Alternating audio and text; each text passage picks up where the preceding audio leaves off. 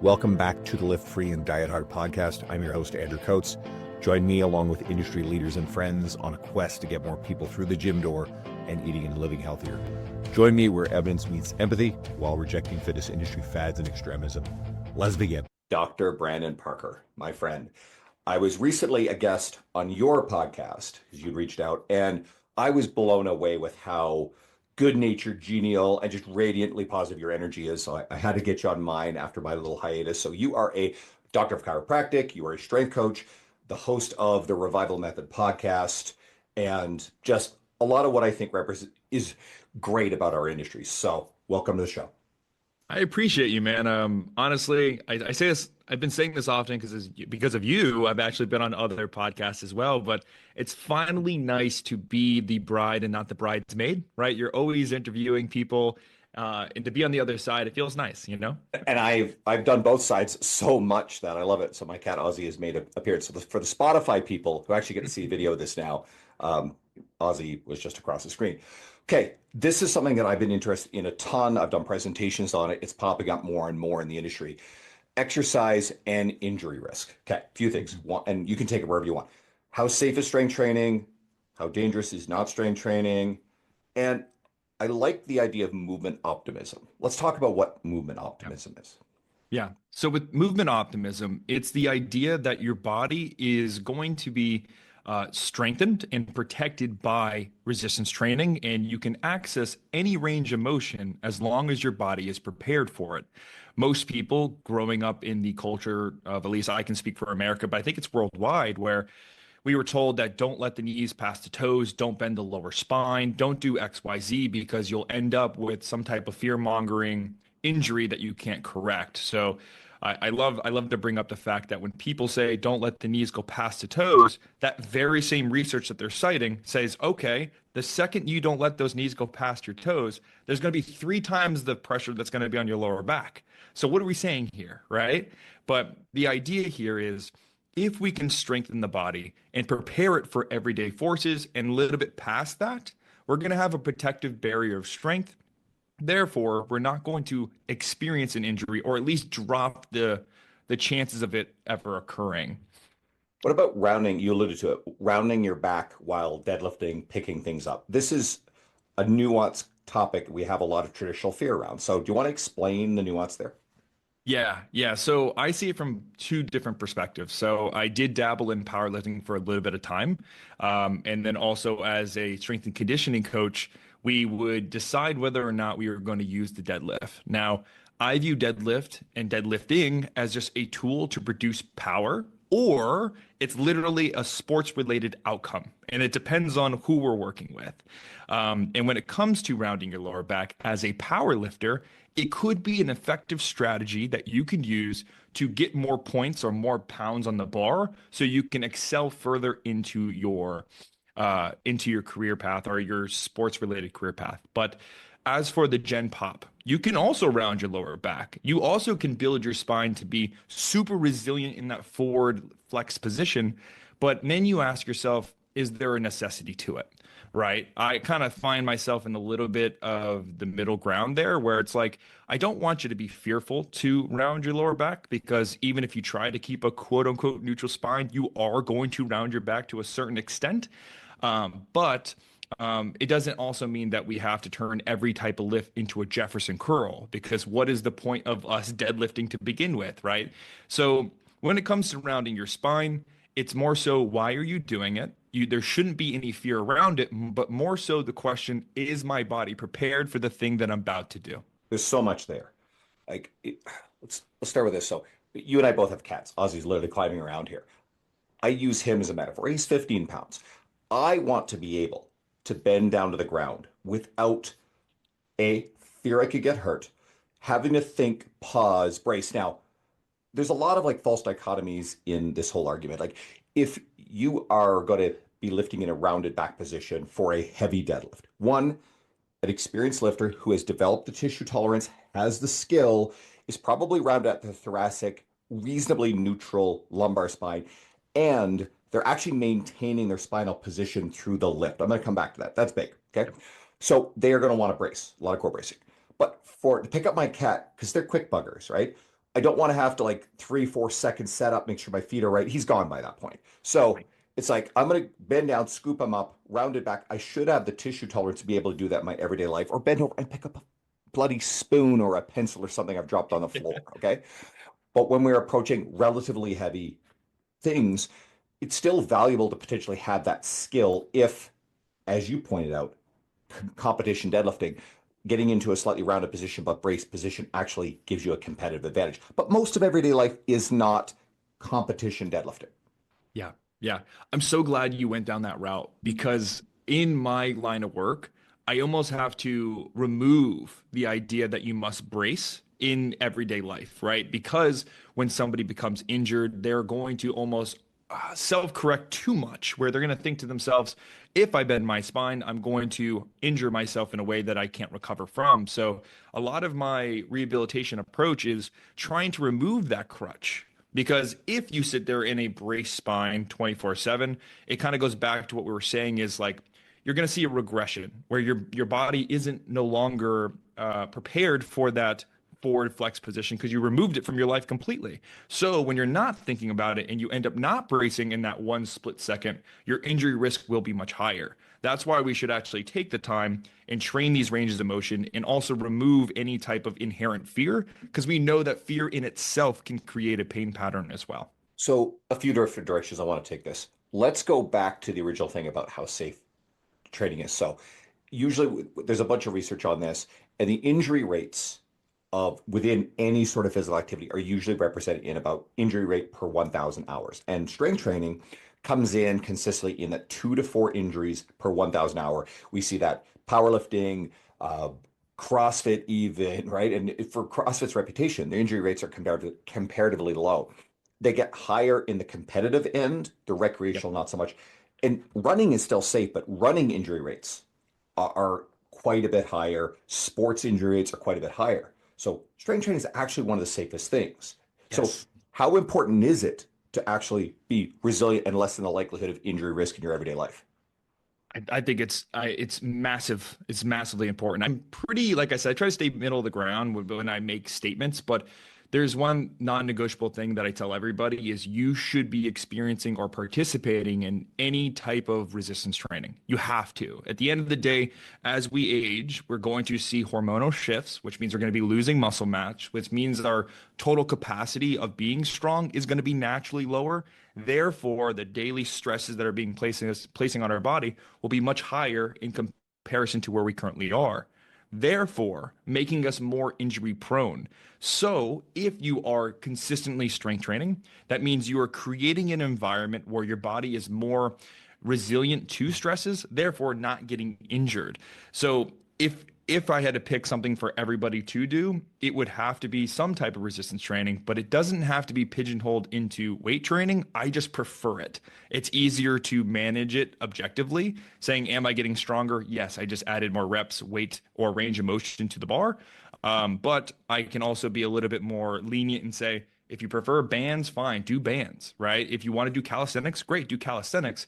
I just find that those two other alternatives are harder to measure and harder to intensify over time. And I like the way you pointed that out. Just a side note, side quest back to our last topic. Ozzy was nearby, so I bent over out of my chair, laterally rounded my back, scooped him up. And if you, I almost like hate the moment arm of it, but like the moment arm of how far away he was from me was quite long. And guess what? Like no discomfort. I can just do that because I want to. I had to be quick because otherwise he would have escaped. So kind of illustrates the point. So we're seeing more and more people. I've seen you do this. I'm going to bring on, I've got him booked, Range of Strength Lucas, who's great. I mean, I think he's one of the best at this. He's But phenomenal. we see people moving and loading into, and it's resistance training, but in unconventional movement patterns versus, say, the strictness of, what a technical deadlift is supposed to look like, what a row is supposed to look like, etc. So, what are your thoughts on exposing you to these atypical uh, exercise form, and how important is exercise form, and is there a relationship between exercise form and injury risk? Yeah, that's a great question. So First, I always think about when it comes to exercise execution, we have to just go back to the roots. And speaking of Lucas Hardy, Range of Strength, he does a very good job at illustrating this, where a lot of the rules and guidelines that we have set up is based off the fact that barbells are a certain height, our 45 pound plates are a certain weight and all that.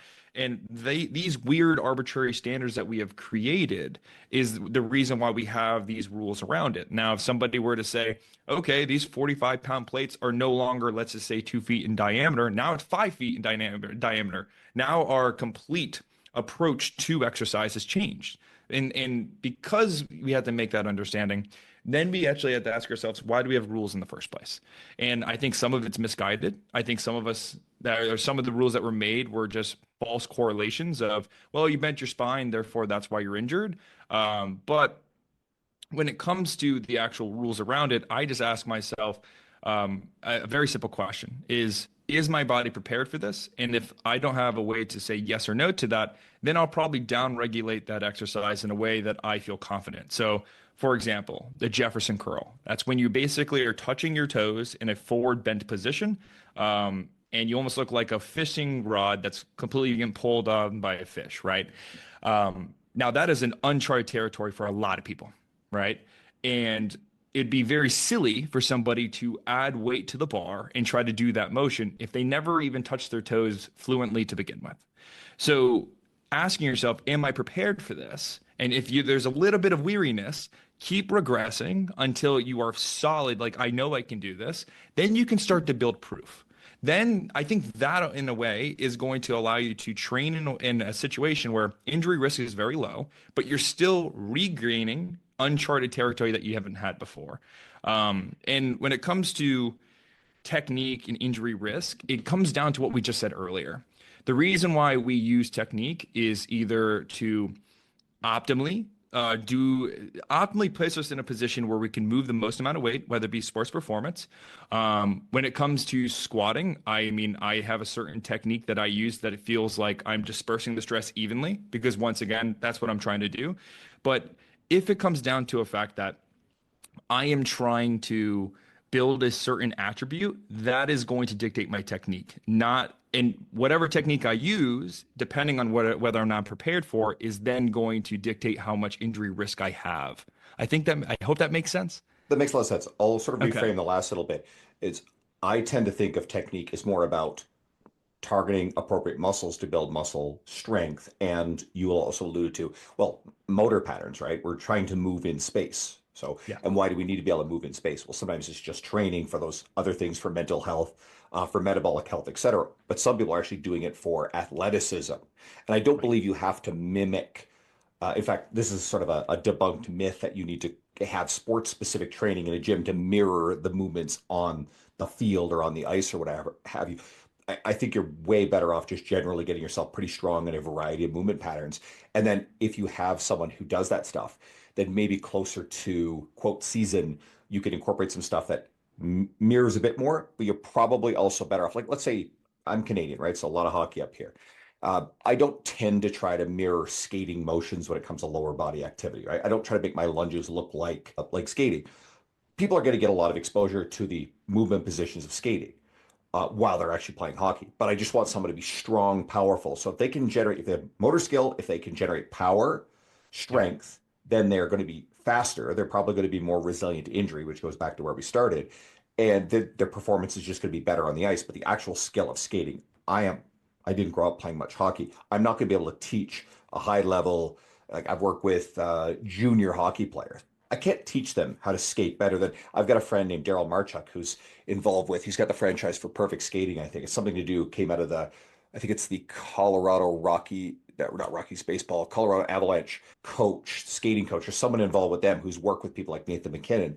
Anyway, so my buddy Daryl, he literally coaches this stuff at a very high level now. If I've got an athlete, I'm going to send them to him and go, hey, you work on them with the skating. I'm just getting them strong and muscular. Yeah. It's kind of like when I was in the sports performance world, it was always a thought process that I'm just trying to build larger capacities and different attributes of the athlete, right? Like if you are very strong in, let's say, a squat lunge pattern, my assumption in football, you're going to be able to triple extend very easily. And that means tackling, running, and all these things will just naturally be higher. It's almost like you're creating a buffer, a reservoir for the athlete to finally tap into once they start to relearn or, let's say, refine the motor patterns that's specific to their sport.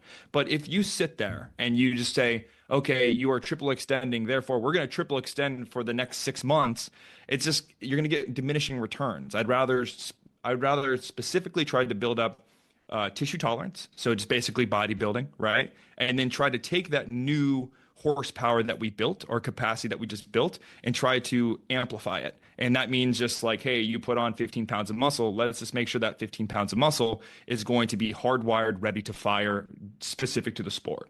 I was thinking about with the whole deadlifting and round back thing. One of the better examples is sometimes critics of rounded back deadlifting will cite, Lane Norton hurting his back in deadlifting, or critics of deadlifting in general. But Lane is very clear. I mean, he's sustained a fairly serious injury. He now deadlifts, if you watch him, with a rounded thoracic posture. And by rounding your thoracic, you have better reach for your arms. So if your arms can reach lower, then you actually don't have to get into as much lumbar flexion. So there's actually theoretically less shear on your lumbar, or you can handle heavier loads, right? So Yeah. there you go. But what Lane has clarified is that he has not sustained any injuries to his back with this position because he's rounded his thoracic. He's bracing very effectively, and he's able to hold that position through the whole range of motion. Where he got hurt was when he was trying to straight back deadlift and under heavy load wasn't able to maintain that position. And then it caused him to round under load in a way Yep. he couldn't control. And I think this is one of the things that gets people in trouble is, and it comes back to load management. So I want to hear your thoughts on load management. But when we use loads that we are not able to control through the range of motion, we're moving those loads and our body position shifts, that's going to increase our likelihood of injury. So can you explain what load management is? Yeah, yeah. So load management, I think a lot of people they focus on the physical stress that they place their body on. A lot of people think, okay, I experienced 20 sets of let's say like leg dominant movement. That is the stress I place on my body. But I feel like people need to take it a step further, where they have to be considering what is their quality of sleep, the quality and quantity of sleep, the nutrition behind it, like am I being fueled properly? And what is the psychological stress that's going on right now as well? Because when you don't account for all the other stresses that's being placed on your body and you think you have a full gas tank, but you don't because I don't know, financial stress has been keeping you up at night. That's when you set yourself up where perhaps you go for PR, but you're so under recovered that your injury risk is going to be much higher. So the idea of load management is understanding where your current recovery is and then picking a physical stress in the gym that will match that to make sure you don't exceed that. For example, this is where we get into like auto regulation, right? That's why I love reps in reserve and I teach all my clients reps in reserve Me because too. it's so empowering because when you understand that, hey, maybe I'm at a 30% capacity because my kids kept me up last night, you can step into the gym and be like, it's okay. I'm still going to keep an RIR around maybe a 3 to 5, depending on how I feel. But in the weight that I use will be very different. The reps, what I'll do is very different, but you're still getting quality and you're not risking putting yourself in a hole when it comes to your recovery. So, to that in that nature, it's like load management is all about making sure that you're still making progress further. You're not over exceeding the stresses that's being placed on your body, and you're allowing for optimal recovery. I know that's a catchphrase, but recovery in a way that allows you to adapt. Okay, I love what you just described. So, what you described, it's a concept called allostatic load. And if anybody's never heard this before, I love it. Memorize this, okay? And you described it's the entire cumulative amount of physical, emotional, life stress that you experience, and you have to recover from it. So, just remember, allostatic load, you have to take this into consideration. It's not just the weight on the bar. So now, where can you take the training side even further about because the understanding that modern understanding that there's not really a big relationship between form and injury risk. What's Mhm. probably happening is probably poor load management is what we're now understanding. And I would go as far as to say as a lot of the stuff where we see form breaking down and form gets blamed for things is probably poor load management. I would 100% agree with that. I mean, you could put somebody in a very safe and stable position. Like let's just say a machine loaded press, right? Very, very easy for it to be stable and you can control the load on the body. And I'll still have people come into the office with, I don't know, bicep instability or bicep tendonitis of some sort. And once again, it's exercise as stress on the body. It is what it is, right? And what it is it's a relationship of stress and recovery, therefore we adapt. If you it doesn't It's less about the exercise selection, it's more about how much stress are we putting in the body and how much are we recovering. And to go a little bit further, it's kind of like this. If you were under recovered and you know you have a leg day, instead of putting yourself in a, let's say, relatively unstable position, let's just say rear foot elevated split squat, right? That's high effort. That's an unstable environment. Your nervous system in your body is going to take on a lot of stress. High But if you're skill, going in, what's that? high skill. High skill as well. So you have that going on. You know you're coming in with half a gas tank. Let's add more stability to the movement, right? Maybe we turn this rear foot elevated into a Hatfield-esque squat, right? Hold on to the bar, add some stability, right? Or you can take it even further, right? Like maybe I'm just gonna leg press today, right? Maybe I just take it even further. Maybe I'm just gonna leg extension, leg curl. It's figuring out how to maximize the amount of stress on your body without overdoing it. And learning where you are on that continuum is a skill. It's never going to be perfect, but the more you ask the question, the more you calibrate for accuracy. And that's where I feel like the athletes that don't get as injured as much, right? The athletes that perform at their highest are those that have that, what we would consider intuition of when to push it and or when to hit the brakes. You alluded to something great there, and I've heard Muscle Doc Jordan Shallow. So he's the other DC that I really respect the shit out of and knows their stuff when it comes to training. And I remember he had some sort of like video-based media, and he was talking about, you get someone coming in, they're tired, they didn't sleep well, they're stressed or whatever.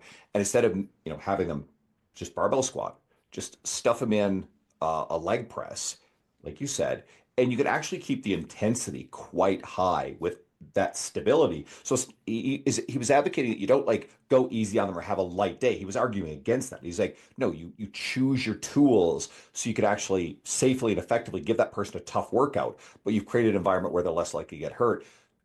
A further example of this is I think I told this recently on another episode. I fell down my stairs in April. And Sam Spinelli, who's a good friend of mine, doctor of physical therapy, assessed and he believes that I had a grade 1 ACL sprain in my knee and a quarter post injury. And honestly, it was limiting me. Like initially, I was limping around pretty bad. Body weight squatting, not a thing. And even now, I don't feel great just doing a body weight squat. But for whatever reason, getting into a pendulum squat, which has a ton of external reference, tons of stability, I Yeah. feel great. And I was wearing knee sleeves, but even without them, uh, I move really well in it. My knee doesn't bother me. I make sure I warm it up pretty good. And I'm actually able to load it really hard, really heavy, and produce a lot of intensity there. And it does, and like I'll get in a hack squat, which should theoretically be the same thing. Doesn't love hack squats, but a pendulum squat is absolute butter, and it's allowed me to continue to make progress on my leg training. So Yeah. oftentimes just that external stability is one of the best things you can do. And we're understanding more and more now this whole like argument machines versus free weights, and people used to think free weights are better for building muscle. No, you stabilize something. Actually, let's talk about that. I want you to explain it. Why is stability in machine-based training now so effective for strength and for muscle building? Yeah, I think two sides of the coin here. So first and foremost, the more stable the human body is, the more force it's going to exert. I see it as our body, it has a bunch of safety mechanisms and safeguards built within it. And if there is an inherent instability, your body is only going to put an output out there that will match that. That's why you might see somebody, simple example, that's why you'll see somebody leg press a house versus body, squat not so much, right? This is because the external stability allows your body to really push out there. I really love the idea of if I were to do machines and free weight, I'll start with a free weights first. It requires more stability. I'd rather you not be fatigued yet. And then as we get all of our main lifts out of the way, go to a machine that's heavily stabilized, and then we can go to failure and we're close to it. And the reason why I like that is because typically speaking, machines are going to be lesser on the fatigue ratio, right? So stimulus recovery adaptation, SRA curve, right? Where if I really want to take you to failure, I want to create an environment where I'm going to get you to failure, but I'm going to make sure also you recover as quick as possible because I need you to come back in here a couple days later and I don't want you to be under recovered. So I think machines really play an awesome role there versus like if we were just sticking to the quote unquote functionality of free weights. Like some people will do like an overhead barbell press. If you're going to take that to failure, I personally would probably pick something more simplistic, maybe a machine related lateral raise, right? You can crush those, and then I'll see you in 2 days, and they might be a little bit sore, but they're still ready for more action. Safer to take someone to failure on a leg press or a pendulum squat than a barbell squat. Exactly. So how do you balance out the machine-based locked-in specific movement paths against what we talked about earlier, which is the movement variability and exposing people to different atypical Yeah. positions? That's so if I were to put this, so the approach that I would like to take is I work with clients that haven't moved in the general patterns in a very long time, let alone the atypical. So what I always like to do is we're going to warm up the body and then we're going to tax the movement patterns that are very stable minus a machine, right?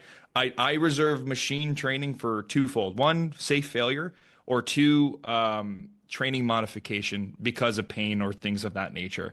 I could use it for people learning how to do a movement, but if I'm there with them hands on, I'd rather put them in a safe environment with free weights just so they can get that feedback quicker.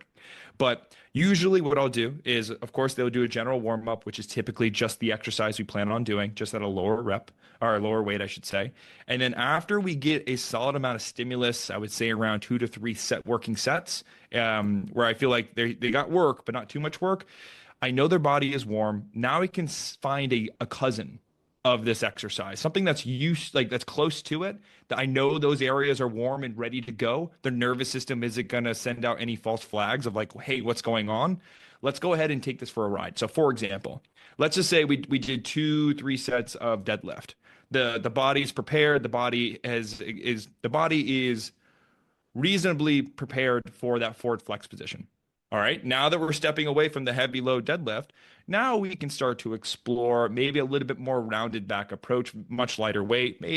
Extreme example, Jefferson curl. But because we did a deadlift that is very similar to a Jefferson curl, I've noticed that we've gotten much more results because they're not fighting these safety mechanisms that they once were fighting because of the nervous system, right? So after we do some movement prep, so exercise, cousin of exercise to really work on new ranges of motion. Then I'm like, okay, now let's actually get back to the bodybuilding side of things. Let's actually start building that tissue tolerance in the ways that I feel like you're lacking the most. And to further go down this rabbit hole would be like, I have a client with lower back pain right now. We are deadlifting in a very neutral spine because every time he goes slightly forward, it causes him a lot of pain. So after we do a straight spine deadlift, right, then we would start going into I call it a cat-cow cable row. So imagine a cable row, but as the bar or the handle is going further away from him, he's intentionally rounding his spine. And then when he pulls it towards him, he's extending his spine. So he's flexing and extending against resistance that we can control. So that would be like a cousin of what I'm trying to And establish. you could do that on a seated cable row where there's actually more stability because your feet are braced, you're on a bench. So you've got that extra stability, and then put someone in a safer position to be able to experience that. Yes, yes. So after we got basically anti-flexion extension from the deadlift. Then we got intentional flexion extension at the spine with that row. Now it's like, okay, the spine got a lot of work here. Let's actually just start working on bodybuilding around the spine now, right? So, Hmm. and usually what I'll do is like if I really hit the flexion extension, I'm like, all right, let's actually start to reestablish your lateral bending in your rotation because that tends to be very lacking as well. So that's kind of the thought process that I go through. I hope that makes sense. It always makes sense when I'm talking, but then on reflection, like I definitely didn't make that clear. It's a little tricky talking about technical movement concepts where the medium is audio, right? If this was a YouTube video of you explaining the movement, you had someone demonstrating it, it makes a lot more sense. But it's also where I can introduce a lot of people to you, because I love your media. And I'm hoping Thank you. that the enthusiasts and the coaches who've been longtime listeners kind of go, okay, cool, I want to go check out what this guy's doing. And then they get to do more of the deep dive and they'll see more of the concepts you and I are talking about. There's a whole bunch of stuff that we've pulled out of this. You know what? I'm going to pivot a little bit and maybe some of these things will come back. Oh, actually, I do know one thing I want to ask. So the like we're dealing with people who are afraid of movement and they're fearful of pain. And sometimes that's because there's previous injury, definitely previous injury, increased risk of future injury. But a lot of people are very sensitized to pain. Yep. So how how relevant is fear of pain? And what about fitness content that perpetuates fear of injury? We were talking off air Yeah. that there's I mean, if people want to go look it up, they can. So a pal of ours, I guess, creator Angus Bradley, he'll often very like bluntly sort of point out problem media, but he tends to be very on the topic. And there's an influencer that was brought to my attention who is fear mongering, very blatant, technically very, very incorrect, but just how jumping was bad. And if anybody's listening to this, if you haven't listened to the last episode yet with Luca Hocevar, actually 2 episodes ago, go listen to that because we talk about athleticism for life and the importance of maintaining as we age qualities like explosiveness, speed, agility, athleticism, because these are qualities that decline faster than bone loss, muscle loss as we age. So when I see media that is making people fearful of doing something as naturally human as jumping, Yep. then I get mad a little bit. Anyway, and I rarely take the bait. And I was commenting on the actual like of the original post, the actual like topic, and the influencer was vicious, was really awful, and then blocked me. And I'm like, okay, cool, all right, peace out. So back to how important, how dangerous is fear-based content around movement and injury? I Very dangerous, and it's something that I used to take kind of like I take the same approach as you, where it's like normally I don't take the bait, and I've been pretty good at it recently. Just like kind of just don't do it, do your own thing, outshine them, and hopefully improve your ability to educate where it actually is very understandable, and just outshines the sensationalism and fear mongering. But the issue is this. So as a chiropractor, I do use adjustments. I do use manual therapy as a way to desensitize the body. But when you look at the research, depending on which ones you look, we hardly perform the placebo. And the placebo can be literally, I go, Andrew, what we're gonna do is you're gonna lay on your face. I'm gonna do XYZ and I can do nothing. But if you believe that what I'm doing is going to create a result, you are much more prone to having a positive outcome. So That's the reason that's faith-based healing. That's totally off topic, but faith healers. Anyway, the religious crowd are and going the to be bad about that one, but reason why I'm bringing that up is yeah. because if we know that, all right, I don't want to get any heat for this, but like let's say acupuncture, they Mhm. compared that to people just picking like poking people with toothpicks and had the same outcome, right? If we know that our perception of how effective this modality will be is that powerful where it can actually dictate whether or not we get a success, it's the same idea if we believe our spines are going to explode if we bend forward. Our knees are decrepit, arthritic. It's because of the years and years of running or so on and so forth. What we believe is going to dictate whether or not we're going to feel better. So when somebody sees a video and it says, yeah, you're pretty much screwed because your knees went past your toes, they are creating an environment where it's going to be much harder for them to get out of it, because if we think about how our brains work, if we have a bias, we look for every opportunity to confirm it. Therefore, every time my knee went past the toes and I felt a little niggle in my knees, oh man, I'm destroying them. Right. So, as a rehab professional, I have to sit there, I have to listen, I have to validate, and then I have to try to challenge expectations in a way that they don't not like no longer come back to me. Right. So, to answer your question directly, it's terrible, and it really can influence somebody's ability to actually move and feel their best. Did I ever tell you the story about the nice little girl that I had in clinic when I was a student? No, no. This will illustrate this quite well. So When I was a student in chiropractic clinic, I was very up to date with the pain research. Who actually, speaking of Sam Spinelli, he was one of those people that actually helped me get on that boat of learning about all this. And a girl came in. She had chronic low back pain that she described to be 11 out of 10 if she slightly bent her spine forward. It's like, okay, well, this is crazy. She came in with x-rays. She came in with MRIs. And this is a very rare situation where there was no reported findings on either one. So you have somebody that's 11 out of 10, no structural damage at all. And every time she tried to reach forward, she would have this severe pain.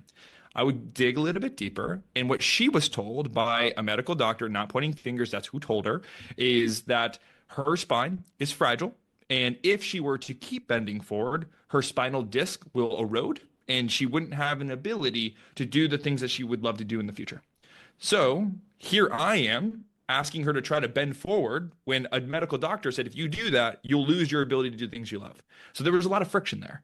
And what we did to finally get her back to moving with no pain was a lot of education and a lot of exposure technique. So for her, all I said is, I want you to slowly go towards your feet, just slowly. Wherever you feel like that's your limit, stay there. And as she got to that point, it was probably right above the knees. I was like, okay, stay there. Take a deep breath in, take a deep breath out. As she mentioned her heart rate and her anxiety was coming down, she was able to go further down the legs.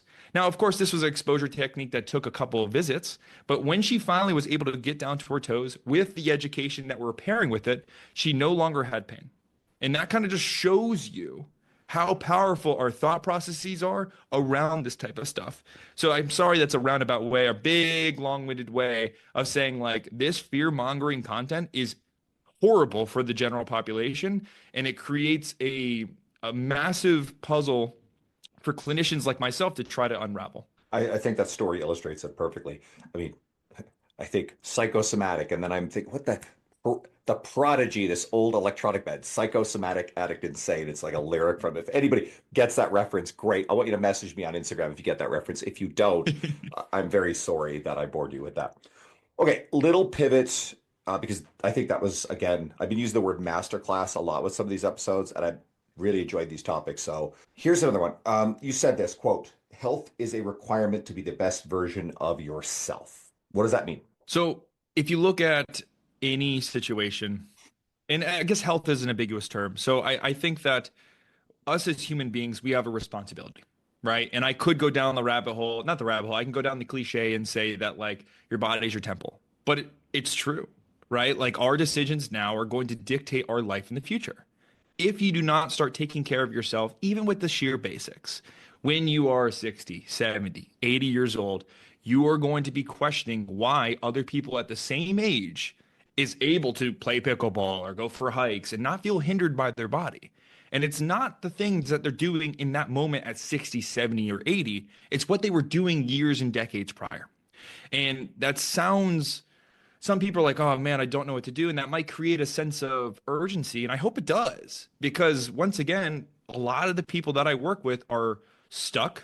They have such a complex health issue because they allowed other things to take priority other than their health, not realizing that when you prioritize your health, everything else will actually improve. So when I said that health is it's not only your job, but it's a necessity for life, where is your physical strength at? We know that if you experience a load that is higher than what your body is prepared for, chances of you getting injured way higher than if it wasn't, right? As we age, we lose muscle mass at an alarming rate.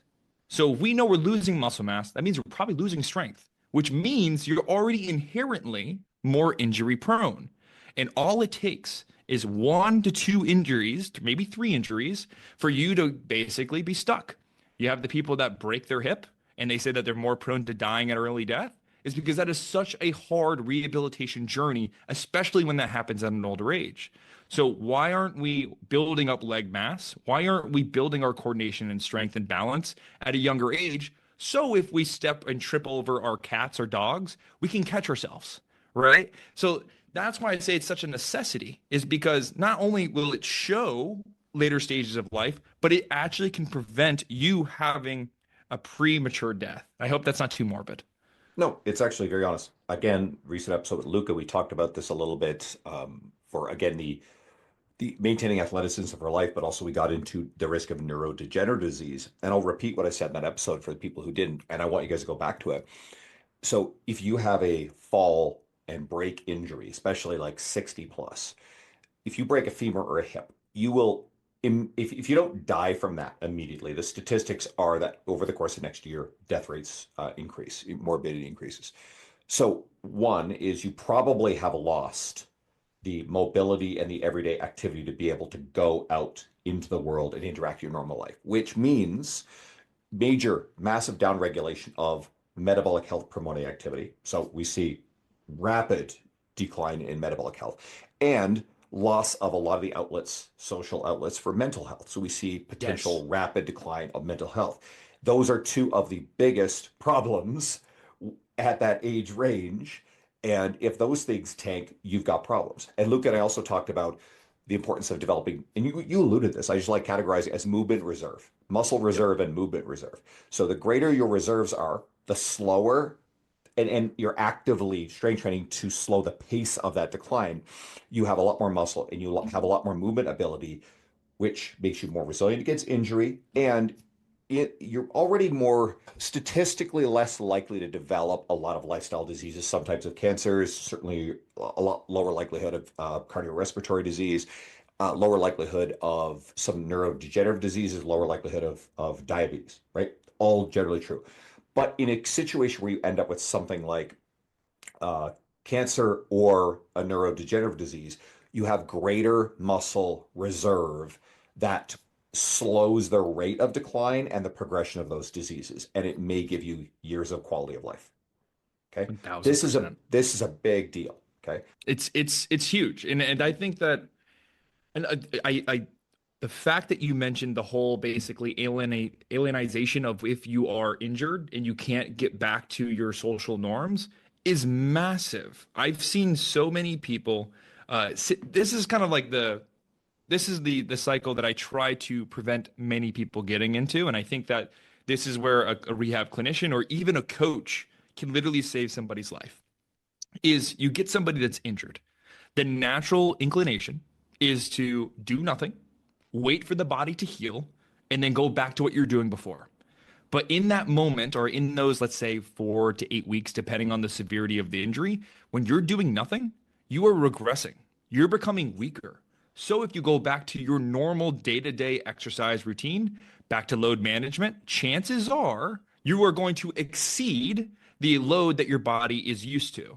So you have these people that injure, wait, and then they go back to exercising, injure themselves again, and then it just keeps feeding and feeding and feeding until they're scared to actually exercise again.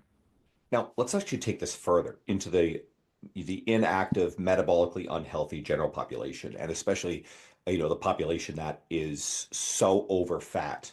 Mhm. Praying people aren't offended by this, but it's like it's our society to where your strength to body weight ratio is already the stresses on your body. Things are so difficult that even like regular movement's hard. So you're Yeah. already at if you're weak and Mhm. you're heavy like that, you don't have a lot of movement skill, a lot of strength, you're already at greater risk of injury. So now apply what you just said. You get hurt, and even coming back to do body weight regular activity suddenly now becomes higher risk and more injurious. I also like I want to take that a step further because I have a client. He's very open to me talking about him. He's an inspiration to me. So he's not only he was in a situation where he was an addict and he would cope with drugs and alcohol and food. And as you can assume, he became very, very large. And he had chronic pain issues. And then to make matters worse, he had autoimmune issues. So you have this situation where this person is extremely inflamed because of the excess body fat. Then you have this person that's extremely inflamed because of the autoimmune disease. So every movement that he was doing, he just would spark more inflammation and things would hurt so much. Now he came to me with an injury. When he would to, let's say, do a body weight squat, people think, oh, that should be easy, right? Not when you're 400 pounds. That we're talking about load management, right? If my legs can only, or my back can only handle, let's say, a 200-pound leg press, and I'm trying to do a squat with 400 pounds, you can see how body weight issues can also play into that role as well. So for him, of course, we had dietary interventions, right? But for the sake of starting to get used to exercise, we had to do a lot of recumbent stuff or bed related stuff, floor related stuff. And I used a towel. So basically, let's say if we were working on hip flexors and core, I would wrap a towel around his foot and I'd be like, we're playing tug of war, get your leg back. And we would go back and forth until he would hit an RIR of 1 to 2. And he's like, I've never felt that level of intensity. And here's the cool part, that is such a small exercise, but not only did he learn what type of intensity that he needs to access, but he also learned that there is a potential for exercise that doesn't give him any type of repercussions. And I think those two learning moments in such a small arbitrary exercise pays massive dividends down the road. And you just described using a lot of external reference and stability by bed, floor, etc. So it's actually made it safe for him to do it. So all this stuff comes for full circle. Now, Yeah. all this morbid talk, I can't remember where I got this, but recently I some sort of podcast, I think, and or maybe it was a book, and it talked about how there was statistically this cohort of people who were told, I think it was cardiovascular health risk, that if you do not change your lifestyle, this will kill you. They were in really, really serious shape.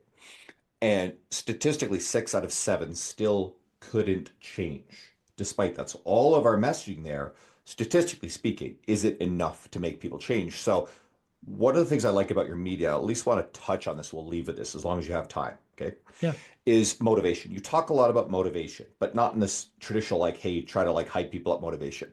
And the quote is, the fastest way to solve your motivation problem is to take care of your own personal needs. Yeah. Go. It's when I wrote that, I'm going to be honest with you, I was almost talking to myself. So, being an online coach, being an in-person practitioner, you can burn the candle at both ends very quickly. And then, of course, you have to find time to also be a husband, be a family member, and all these things. And I was feeling burnt out. I was feeling tremendously burnt out, and it was like a big like light bulb moment. And I started to incorporate this with my clients as well, where it's just like, are you burnt out or do you have an empty gas tank? Right? Like we're so like rah new year, but it's like, okay, you can go into the new year, but if you're getting 4 hours of sleep, you're not gonna motivate me. Like, right? Like like you can get some jumper cables and maybe wake me up, but like if I'm not getting my sleep, if I'm highly stressed and I'm not recovered, you're not gonna motivate me. And that's why it comes back to being full circle. I feel like motivation is a high energy state. And if you have a low energy state because you're not recovering and you're not taking care of those basic physical needs, you're always going to be flatlined. And that doesn't mean that we rely on motivation. There are times that we have to really push on well, I should say we should lean on our fact that we can be disciplined, but we shouldn't rely on that either. It's kind of like that back and forth where we celebrate our wins, we get a little small win or a small wind of motivation, and then as that comes back down, we rely on our discipline again, and then boom, back up again. Because what the research shows is motivation's really high when we first start set a goal and when we're about to achieve it. So my goal for most of my clients is to make sure that we have a massive milestone that we're trying to reach, and then we break it down into small, either bi-weekly, weekly goals, depending on the person's psychology. And when we do that, when we have that small win of you did this and therefore we're one step closer, we get that hit of motivation again. And once again, not relying on it, but I found it to be very, very effective. And also another tool, if somebody's wondering how they can boost their motivation, or coaches and their clients, is take a moment, ask the client, what was your win? And it's such a simple thing. But when you ask them, like, what was your win this week? They're going to sit there, they're going to think about it because they're already programmed to focus on the negative. But if you start to say, what was your win? Where did we move the needle forward? They'll start to show themselves gratitude, which in itself, my personal opinion, is how we start to get intrinsic motivation. So that's kind of how I view it. We don't want to rely on motivation. We don't want to rely on discipline, but we should create an environment where our environment is conducive to our goals. So we're not burning bandwidth to, let's say, walk on the treadmill, but my entire laundry basket's on it, right? Things like that. So we can continue to move forward in the most effortless state possible. So you had me picturing with the jumper cables, Jason Statham in Crank, and juice me, right? And I'm thinking to myself, that probably isn't sustainable, right? It's a perfect analogy for it. To add a little bit to what you just said, because obviously everybody listening is going to be getting this early part of the new year. It's like I like looking at identity. I like you talked about motivation, and then people. There's always the cliche stuff. Oh, motivation bad, unreliable, discipline good. It's not that simple. Sometimes motivation can actually be launch you forward. If it's there, Yep. go for it. I like thinking in terms of aligning your actions with your identity. And this is a James Clear Atomic Habits reference. I think it's one of the best frameworks on it. And if you can look at either an aspirational identity, if you don't feel in touch with your goals and the actions you want to take, I like thinking aspirationally, like imagine the person that you want to become, someone you look up to who does this sort of stuff, try to channel that. And then or maybe it's something that's been present in the past, you're just a little out of touch with. If we can get you back to thinking about that identity, and I like using this metaphor. We know all of the parents of young kids out there. I don't have kids. I can't speak to this, but I train enough of them, enough of my friends. A lot of them will, through the most extreme amounts of sleep loss and fatigue, show up, feed their kids, like they'll just take care of them, okay? No Yep. matter what, all right? And a lot of that is the identity of being a good parent. And so they're in the depths of not being motivated, of being under recovered, being fatigued, and yet they'll do it. Why? Because it is in line with a key identity of who they are. If you can have these behaviors you know you need to align with your identity, and it probably means you actually have to work on the identity. And that is telling yourself, listen, I am someone who values being fit, being healthy, being physically active.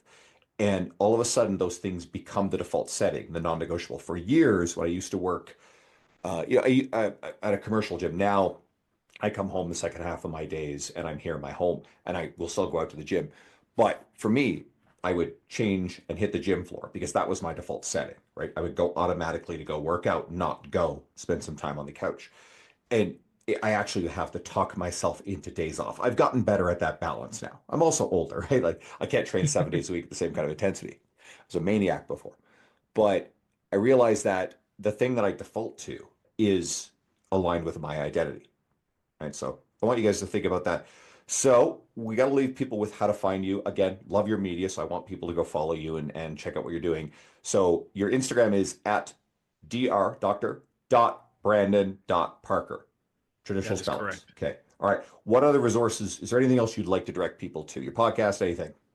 Yeah. So this year I'm making a big push on the podcast. I thoroughly believe that if we're going to make the changes that we all say that we want to make with the current state of health, Hmm. is you have to have deep conversations. That's going to actually solicit a response, right? So my podcast, The Revival Method, is basically geared towards bringing on awesome people like Andrew here to give me their perspective. And because everybody likes a different flavor, everyone resonates with different things, but we're all saying the same thing, right? And other than that, the other thing that I'll be making a push on is YouTube, a little bit more longer form, a little bit more driven towards rehabilitation, just because I see so many people fall into that route of, I'm not going to do anything for this injury. Therefore, 3 weeks down the road, I'm going to injure myself again. So I'm going to try to be I want to say the North Star of what people can be doing for the injury. So yeah, Dr. Brandon Parker, Instagram, Revival Method podcast, and then you can also find me Dr. Brandon Parker on YouTube. Amazing. Thank you. So, anybody listening, let's say you found this episode through Brandon's media. So, the recent episodes, this would probably be about 8 of them, have been geared towards a more general audience. The 300 plus before that are geared more towards coaches. You will find a lot of people like my friends, Dr. Sam Spinelli, a lot of other professionals we talk about similar concepts to what we do here. There's a lot of great career stuff. There's a gold mine there for coaches. I think anybody would love it. Going forward, it's definitely going to be geared towards these kind of conversations. And I will, at some point or other, I'll bring Sam back. I've got Lucas Hardy planned on the podcast. I just had Luca Hosvar, who's great. I am going to go hard into these kind of topics. You'll get lots more of it. So I would love it if you check out a few of the other recent episodes and hang around. I'd love to have you. For anybody listening, long time or new, message me on Instagram. I want to hear if you're enjoying the new approach, the interviews, the guests, etc. Please go follow Brandon, support him. He's one of the good guys. And you know what? That's a lot of asks, but if you are here at the end, you like this. I know that. So Can you take this episode? Someone in your world is going to benefit from this. You probably thought of someone. You take this, slip it in their text, and say, hey, I think you'd like this. You can help me get this in front of more people. I think this nuanced, evidence-based, empathy-based media is going to be a big difference maker for a lot of people, coaches and everyday people. And I want to make our industry a better place. So thank you, everybody, for listening. Brandon, thank you.